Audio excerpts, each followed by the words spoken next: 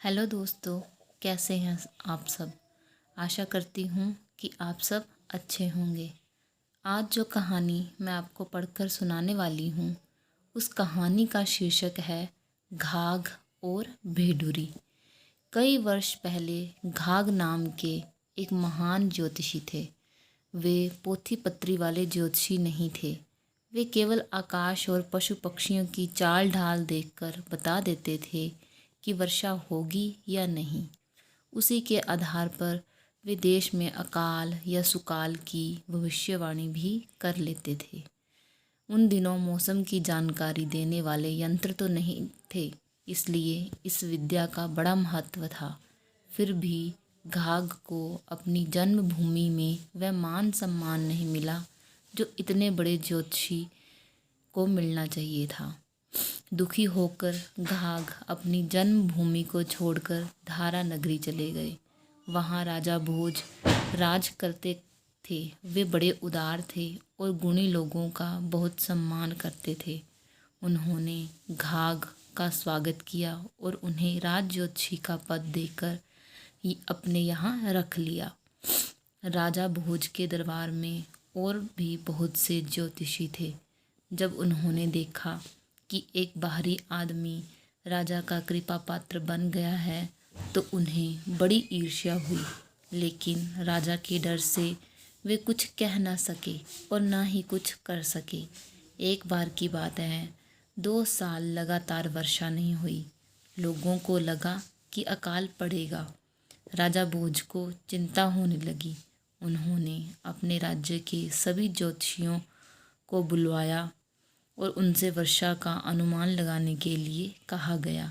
सभी ज्योतिषियों ने अपनी अपनी पोथी पत्री देखी, मिलकर विचार किया और राजा से कहा, राजन, इस वर्ष तो वर्षा का कोई योग नहीं है। आने वाले समय में राज्य में भयंकर अकाल पड़ने की संभावना है। राजा भोज को काटो तो खून नहीं, अकाल तो सब कुछ तबाह कर देता है, पर वह करें तो करे क्या। वर्षा का होना न होना उनके हाथ में तो था नहीं। परेशान होकर उन्होंने घाघ की ओर देखा और पूछा, पंडित जी, आपकी क्या राय है। घाघ ने प्रकृति और आसमान को गौर से देखा और हिसाब लगाया। उनके अनुसार वर्षा का योग बनता था। उन्होंने सोचा, इतने बड़े बड़े ज्योतिषी एक स्वर में कह रहे हैं कि वर्षा नहीं होगी, इसलिए अपनी बात एकदम से नहीं कह देनी चाहिए। एक बार फिर हिसाब लगाकर देख लेना चाहिए। साथ ही पशु पक्षियों की चाल ढाल भी देख लेनी चाहिए। बहुत से पशु पक्षी ऐसे होते हैं जिन्हें वर्षा होने का आभास पहले ही हो जाता है। वर्षा होने से पहले उनकी चाल ढाल और बोली में अंतर आ जाता है। यह सोचकर घाघ ने राजा भोज से एक दिन की मोहलत मांगी। घाघ जंगल में गए। घूमते घूमते उन्हें एक गधा दिखाई दिया। उसके कान नीचे लटके हुए थे। यह वर्षा का सूचक था। घाघ को लगा उनका हिसाब सही है। कुछ सोचते हुए वे आगे बढ़े। आगे चींटियों का बहुत बड़ा दल अपने मुंह में अन्न के कण दबाए तेजी से अपनी बाम्बी की ओर बढ़ रहा था। कुछ और आगे बढ़े तो देखा कि चिड़ियाँ धूल में नहा रही हैं। फिर उन्होंने देखा कि चीलों का झुंड गोला बनाकर आकाश की ओर बढ़ता जा रहा है। घाघ को अपने गणित पर पहले से ही विश्वास था। अब वह विश्वास और भी पक्का हो गया। लेकिन दूसरे ज्योतिषियों ने वर्षा न होने और अकाल पड़ने की बात इतनी दृढ़ता से कही थी कि घाघ के मन में अब भी संशय था। उन्होंने सोचा, अभी कुछ और जांच कर लेनी चाहिए। 2-4 कदम आगे बढ़ने पर उन्हें एक नाला मिला। उसके इस पार लड़की कुछ बकरियां चरा रही थी। दूसरी ओर एक बूढ़ा आदमी गाय भैंसे चरा रहा था।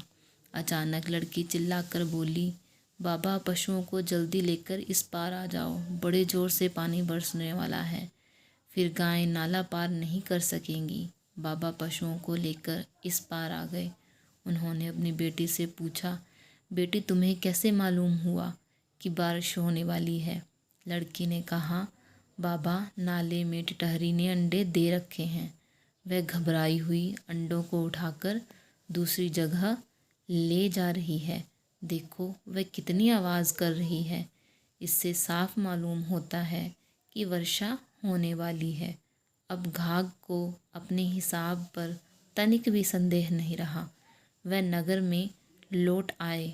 अगले दिन जब राज दरबार लगा तो घाघ ने कहा, राजन, आप चिंता ना करें, वर्षा शीघ्र ही होगी। राजा ने कहा, आप ये कैसे कह सकते हैं? आसमान में न बादल है न बिजली है, तब पानी कहाँ से आएगा? घाघ ने पूरे विश्वास के साथ उत्तर दिया, मैं कहता हूँ कि वर्षा होगी और मूसलाधार होगी। इतना कहकर घाघ अपने घर चले गए। रात हुई। घाघ की निगाह आकाश पर टिकी थी। थोड़ी ही देर में चारों ओर से बादल घिरने लगे। घाघ की खुशी का ठिकाना न रहा। कुछ ही देर में मोटी मोटी बूंदें भी पड़ने लगीं। उसके बाद तो इतने ज़ोर का पानी पड़ा कि नदी ताल तलैये उफरने लगे। धरती की प्यास बुझ गई। राजा का डर दूर हो गया। दादुर बोलने लगे, पपीहे पीऊ पीऊ चिल्लाने लगे। चारों ओर आनंद की लहर दौड़ गई। राजा ने प्रसन्न होकर सभा बुलाई। घाघ को भी बुलाया। घाघ ने सभा को संबोधित करते हुए कहा, याद रखिए, हमारे पशु पक्षी ऐसे यंत्र हैं जो कभी झूठे नहीं हो सकते। उन्हें ठीक से जानने पहचानने की ज़रूरत है। उनकी बोली हम भले ही ना समझें, लेकिन उनके हाव भाव, उनकी चाल ढाल बहुत कुछ कह देती है। राजा ने घाघ को पुरस्कार देकर सम्मानित किया। घाघ को जो लड़की नाले पर मिली थी उसका नाम भेडुरी था। घाघ ने भेडुरी से विवाह कर लिया। ये वही घाघ और भेडुरी हैं जिनके ऋतु संबंधी दोहे और सूक्तियाँ आज भी हिंदी साहित्य में पढ़कर पाठक विभोर हो जाते हैं। किसान उनके आधार पर मौसम का अनुमान लगाते हैं। आज मौसम विज्ञान ने बहुत तरक्की कर ली है, लेकिन किसानों को आज भी घाघ और भेडुरी के दोहों पर अधिक विश्वास है।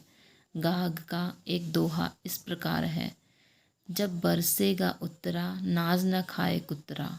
इसका अर्थ है, यदि उत्तरा नक्षत्र में वर्षा होगी तो इतना अधिक अन्न होगा कि उसे कुत्ते भी नहीं खा पाएंगे।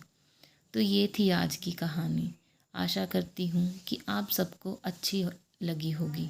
ऐसी ही और कहानियों के लिए प्लीज़ मेरे चैनल को सब्सक्राइब ज़रूर करें और मेरी वीडियोस को लाइक शेयर करना ना भूलें। धन्यवाद।